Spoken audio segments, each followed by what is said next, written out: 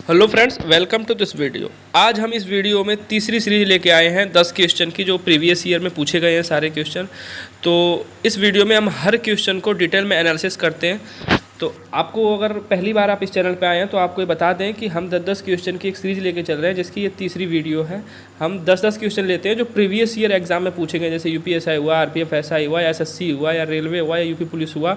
मतलब कोई भी प्रीवियस ईयर जो एग्ज़ाम है, वनडे एग्जाम है, उसके जो प्रीवियस ईयर क्वेश्चन है जीके जीएस के, उसको हम लेके आते हैं और हर क्वेश्चन को हम डिटेल में एनालिसिस करते हैं, जिससे आपका जो जीके जीएस का स्कोर है ना, वो काफ़ी इंप्रूव हो सकता है। 4, 5 या 10 नंबर तक तो आप गेन कर ही सकते हो अगर डेली आप इस वीडियो को देखते हो। और हाँ, एक चीज़ और, मैं हर चीज़ें नोट नहीं कर मतलब लिख नहीं सकता, तो इसीलिए आप कॉपी पेन लेके बैठा करिए, जिससे आप हर क्वेश्चन को जो आपको इंपॉर्टेंट पॉइंट लगता है कि ये आपको नहीं पता है, उसको आप नोट करते हुए चले। तो उम्मीद करता हूँ आप कॉपी पेन लेके रेडी होंगे। तो चलिए बिना देर किए हम शुरू करते हैं। पहला क्वेश्चन है हमारा, 1498 में भारत पहुँचने वाले प्रथम यूरोपीय कौन थे? तो सभी को पता है 1498, हल्का सा क्वेश्चन लिया है हमने। ये यूपीएसआई में पूछा गया क्वेश्चन है कि 1498 में भारत पहुंचने वाला पहला यूरोपीय कौन था? तो पहले यूरोपीय थे पुर्तगाली, क्योंकि वास्को डिगामा आया था 1498 में। वो निकला था अमेरिका की खोज में, लेकिन वो आ गया था कहाँ पे? भारत के कालीकट बंदरगाह पे। ठीक है, जो कालीकट उस टाइम का था, आज उसको कोझीकोड के नाम से जानते हैं। अच्छा, आपके लिए एक कमेंट सेक्शन बताना है, आपके लिए क्वेश्चन है, कोझीकोड में कौन सा केंद्र स्थापित है कोझीकोड में? ठीक है, तो 1498 में सबसे पहला जो यूरोपीय आए थे वो आए थे पुर्तगाली, जिसका नाम क्या था? वास्को डिगामा था। वो एक पुर्तगाली नाविक था। ठीक है, तो ये कालीकट पे आया था, जो मालाबार तट है आज का केरल का, वहीं पे आया था सबसे पहले ये। अगला क्वेश्चन है, पादप के किस भाग को पौधों का खाद्य कारखाना कहा जाता है? यानी जो पादप यानी जो पौधे होते हैं ना, उसका ऐसा कौन सा भाग है जिसको पौधों का कारखाना कहा जाता है? तो जो पत्ता होता है यानी जो पत्ते होते हैं, उनको खाद्य का कारखाना कहा जाता है। यानी पौधों के खाद्य का कारखाना यानी खाने का कारखाना कहा जाता है। मतलब पत्ते पे ही खाना वगैरह बनता है। हमें पता है पत्ते में एक क्लोरोफिल पाया जाता है। क्लोरोफिल क्या होता है? एक वर्णक होता है हरे रंग का। ठीक है, तो पत्ते में क्लोरोफिल पाया जाता है। और ये क्लोरोफिल जो होता है, क्लोरोफिल का काम क्या होता है? ये क्लोरोफिल भोजन बनाने के लिए जो आवश्यक सूर्य की ऊर्जा है ना, उसको फंसा लेता है। ठीक है, और फिर भोजन का निर्माण होता है। हमें पता है कि पौधों में भोजन बनाने के लिए क्या क्या चीज़ चाहिए होती हैं। तो पौधे में भोजन बनाने के लिए हमें सूर्य का प्रकाश चाहिए होता है, कार्बन डाइऑक्साइड और जल की आवश्यकता होती है।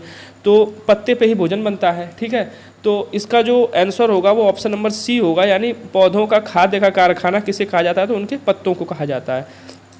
अब इसमें कुछ एक्स्ट्रा नॉलेज हम ये जान लेते हैं कि जैसे कोई भी पौधा है, उसकी जड़ में हम पानी डालते हैं या खाद्य वगैरह जो भी है, खनिज वगैरह डालते हैं। ठीक है, तो जड़ों से जो जड़ हैं वहाँ से खनिज वगैरह को या जल को पत्ते तक लेके कौन जाता है? तो एक संवहक ऊतक होता है, जिसका नाम क्या है? जिसका नाम है जाइलम। तो जाइलम जड़ों से क्या करता है? पेड़ की जो जड़ें हैं वहाँ से पानी और उसमें घुले हुए खनिजों को पत्तियों तक पहुँचाता है। कौन? जाइलम। अब पत्तियों पे खाना बन गया। ठीक है, पत्तियों पे खाना बन गया, तो खाना जो है वो बनता है, तो उसको हर जगह पेड़ के अन्य भाग तक पहुंचाने का खाने को काम कौन करता है? तो वो करता है फ्लोएम। तो आपको याद रखना है, जाइलम जड़ से मिनरल्स वगैरह या फिर पानी वगैरह जो है जिसमें घुले हुए हैं, उनको पत्तियों तक लेके जाएगा कौन? जाइलम। इसीलिए इसको दारू बोलते हैं। दारू में मतलब वुड का मतलब लकड़ी का मतलब होता है दारू। ठीक है, तो दारू बोलते हैं जाइलम को। ठीक है, जाइलम ही क्या करता है? लकड़ी का निर्माण करता है। किसमें? पौधों में। तो जड़ों से पानी और मिनरल्स को लेके जाता है पत्तियों तक जाइलम, और खाना बनने के बाद अन्य भाग तक पहुंचाने का काम करता है कौन? फ्लोएम। ये जीवित कोशिकाओं से बना होता है फ्लोएम, और जाइलम मृत कोशिकाओं से बना होता है। ठीक है, तो जाइलम का अन्य नाम क्या होता है? दारू होता है। ये भी आपको याद रखना है। और खाना बनाने के लिए सबसे ज़्यादा जरूरी क्या है? प्रकाश संश्लेषण विधि, यानी सूर्य की रोशनी होनी चाहिए, और आपका कार्बन डाइऑक्साइड होना चाहिए, जल होना चाहिए। ठीक है, तभी पत्तों पर खाना बनता है। सूर्य की जो रोशनी आती है उसको फंसा के कौन रखता है? वो रखता है कौन? आपका क्लोरोफिल। ये कैसे रंग का होता है? क्लोरोफिल हरे रंग का होता है। क्लोरोफिल क्या है? एक वर्णक है। ठीक है, क्लोरोफिल में कौन सा धातु पाया जाता है? तो मैग्नीशियम पाया जाता है। क्या पाया जाता है? मैग्नीशियम। इतनी बातें इससे आपको याद रखनी है। अगला है, भूदान आंदोलन किस वर्ष आरंभ किया गया था? तो देखो, भूदान जो आंदोलन है ना, इसको रक्तहीन क्रांति भी कहा जाता है। ये 1951 में इसकी शुरुआत की गई थी। ठीक है, इसकी शुरुआत की गई थी तेलंगाना के पोचमपल्ली गांव से। ठीक है, विनोबा भावे जो गांधीवादी नेता थे, एक विनोबा भावे, उन्होंने इसकी शुरुआत की थी 1951 में भूदान आंदोलन की, तेलंगाना के पोचमपल्ली गाँव से। भूदान जो आंदोलन था, इसका पर्पज़ क्या था? भूदान आंदोलन का पर्पज़ ये था कि उन लोगों को मनाना है हमें जिनके पास ज़्यादा ज़मीनें हैं, वो अपने ज़मीन का कुछ टुकड़ा भूमिहीन किसानों को या भूमिहीन लोगों को दे दें, जिससे क्या होगा, सबके पास भूमि हो जाएगी। इसी आंदोलन को कहा गया था भूदान आंदोलन। 1951 में इसकी शुरुआत की थी विनोबा भावे ने। ठीक है, तेलंगाना के पोचमपल्ली गाँव से। इतना आपको याद रखना है। अगला क्वेश्चन है UPTU यानी उत्तर प्रदेश टेक्निकल यूनिवर्सिटी, जिसे हिंदी में बोलते हैं उत्तर प्रदेश तकनीकी विश्वविद्यालय। ठीक है, उत्तर प्रदेश तकनीकी विश्वविद्यालय, जिसका शॉर्ट फॉर्म है UPTU। इसका नाम बदल के 2015 में क्या कर दिया गया था? तो UPTU जो है इसका नाम बदल के अभी 2015 में हो गया है डॉक्टर APJ अब्दुल कलाम तकनीकी विश्वविद्यालय। ठीक है, ऑप्शन नंबर डी जो है इसका ये सही होगा। अच्छा, UPTU जो है इसकी स्थापना 8 मई 2000 को हुई थी उत्तर प्रदेश गवर्नमेंट द्वारा। ये लखनऊ में है। ठीक है, अभी इसका नाम क्या हो गया? डॉक्टर APJ अब्दुल कलाम तकनीकी विश्वविद्यालय। इसके अंतर्गत 500 कॉलेज आते हैं। ये एशिया का सबसे बड़ा टेक्निकल यूनिवर्सिटी है, आपको ये भी याद रखना है। ठीक है, अगला क्वेश्चन देखते हैं। कांग्रेस का विभाजन किस वर्ष हुआ था? तो कांग्रेस का जो विभाजन है वो हुआ था 1907 में सूरत अधिवेशन में। ठीक है, कांग्रेस का सूरत में अधिवेशन हुआ 1907 में। वहीं पे कांग्रेस का चरमपंथियों और नरमपंथियों के बीच मतभेद के कारण उनका क्या हुआ, नरम दल और गरम दल 2 ग्रुप में कांग्रेस बट गई 1907 में। ठीक है, तो सूरत में अधिवेशन हुआ था। इसको सूरत विभाजन भी कहा जाता है। तो जो ये अधिवेशन हुआ था कांग्रेस का, इसकी अध्यक्षता की थी रास बिहारी बोस ने। तो आपका ऑप्शन नंबर जो सी है वो सही होगा, यानी 1907 में कांग्रेस का विभाजन हुआ था। ठीक है, अच्छा, 1906 में मुस्लिम लीग की स्थापना हुई थी, इससे 1 साल पहले। मुस्लिम लीग की स्थापना किसने की थी? तो आगा खान और मोहसिन मुल्मुक ने की थी। आगा खान और मोहसिन मुल्मुक ने की थी 1906 में मुस्लिम लीग की स्थापना। याद रखना, 1913 में जिन्ना इसमें आके मिलता है। ठीक है, अगला क्वेश्चन देखते हैं। सती प्रथा निवारण अधिनियम किस वर्ष लागू हुआ? सती प्रथा निवारण अधिनियम किस वर्ष लागू हुआ था? तो इसका ऑप्शन नंबर ए सही होगा, यानी 1988 में। 21 मार्च 1988 को राजस्थान सरकार द्वारा इसे लागू किया जाता है। फिर उसके बाद संपूर्ण भारत में लागू हो जाता है। ठीक है, लेकिन ये विधेयक पारित कहाँ से होता है? पहले राजस्थान गवर्नमेंट की तरफ से। तो सती प्रथा निवारण अधिनियम जो है आज़ादी के बाद 1988 में लागू होता है। ठीक है, सती प्रथा का अंत किस गवर्नर जनरल की सहायता में किस गवर्नर जनरल के काल में हुआ था? तो लॉर्ड विलियम बेंटिक था। उसके शासनकाल में राजा राम मोहन राय की सहायता से उसने सती प्रथा पर रोक लगा दी थी 1829 में। ये भी आपको याद रखना है। लॉर्ड विलियम बेंटिक ने 1829 में सती प्रथा पर रोक लगाई थी, लेकिन सती प्रथा निवारण अधिनियम जो है वो 1988 में लागू हुआ। ये आपको याद रखना है। ऑप्शन नंबर ए इसका सही होगा।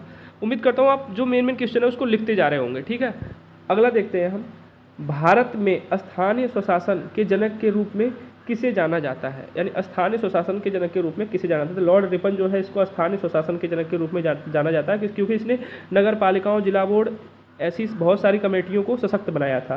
इसीलिए स्थानीय स्वशासन का जनक किसे कहा जाता है? लॉर्ड रिपन को। अच्छा, लॉर्ड रिपन को भारत का उद्धारक किसने कहा था? ये भी क्वेश्चन पूछा जा सकता है। तो लॉर्ड रिपन जो था इसको भारत का उद्धारक कहा था फ्लोरेंस नाइटिंगेल ने। ये ब्रिटिश नर्स थी, उन्होंने कहा था, फ्लोरेंस नाइटिंगेल। आपने इनकी कहानियाँ पढ़ी होंगी। ये सैनिक जो आते थे लड़के वर्ल्ड वॉर के टाइम पर, उनकी सेवा करती थी ये फ्लोरेंस नाइटिंगेल। उनका देखभाल, उनका इलाज वगैरह करना उस समय बहुत पॉपुलर हुई थी फ्लोरेंस नाइटिंगेल। ठीक है, इन्होंने ही रिपन को भारत का उद्धारक कहा था। तो स्थानीय स्वशासन के जनक के रूप में किसे जाना जाता है? तो वो जाना जाता है लॉर्ड रिपन को। ठीक है, वर्नाक्यूलर प्रेस अधिनियम जो था इसको समाप्त करने वाला कौन था? वो भी रिपन ही था। और इसको लागू किसने किया था वर्नाक्यूलर प्रेस अधिनियम को? तो लॉर्ड लिटन ने इसको लागू किया था, जिसे गैंगिंग एक्ट भी कहा जाता था। वर्नाक्यूलर प्रेस एक्ट जो था इसको गैंगिंग एक्ट भी कहा जाता था। इस अधिनियम में ये होता था कि जो लोकल जो लैंग्वेज है उसमें समाचार पत्रों को छापना बैन कर दिया गया था, और जो ईस्ट इंडिया कंपनी थी या फिर ब्रिटिश गवर्नमेंट थी उसकी बुराई नहीं करनी थी समाचार पत्र में। तो ये वर्नाक्यूलर प्रेस एक्ट अधिनियम था। इसको समाप्त करता है कौन? Lord Ripon. ठीक है, इल्बर्ट बिल विवाद भी इसी के समय पे हुआ था। किसके? लॉर्ड रिपन के समय पे। इतनी बातें आपको इसमें याद रखनी है। स्थानीय स्वशासन का जनक इल्बर्ट बिल विवाद और वर्नाक्यूलर प्रेस एक्ट अधिनियम को समाप्त करने वाला कौन है? लॉर्ड रिपन है। अगला देखते हैं, इसरो की स्थापना किसने की थी? तो इसरो की जो स्थापना है वो की थी विक्रम साराभाई ने 15 अगस्त 1969 को। बेंगलुरु कर्नाटक में इसका हेडक्वार्टर है। ठीक है, तो ये आपको याद रखना है। इसका ऑप्शन नंबर ए सही होगा। भारतीय अंतरिक्ष कार्यक्रम का जनक भी कहा जाता है किसको? विक्रम साराभाई को। अच्छा, अभी इसरो के अध्यक्ष कौन बने हैं 2025 में? अभी चल रहा है सितंबर 2025। तो अभी 2025 में इसरो के अध्यक्ष 11वें नंबर कौन बने हैं? तो वो बने हैं वी नारायणन। 10वें नंबर कौन थे? वो थे एस सोमनाथ, जिनके टाइम पे चंद्रयान 3 लॉन्च हुआ था और सफलतापूर्वक लैंड हुआ था। जहाँ पे चंद्रयान 3 लैंड हुआ था उस जगह को शिव शक्ति के नाम से जानते हैं। ये भी आपको याद रखना है। विक्रम उसका लैंडर था और प्रज्ञान नाम का उसका क्या था? रोवर था चंद्रयान 3 का। ये भी आपको याद रखना है इसमें।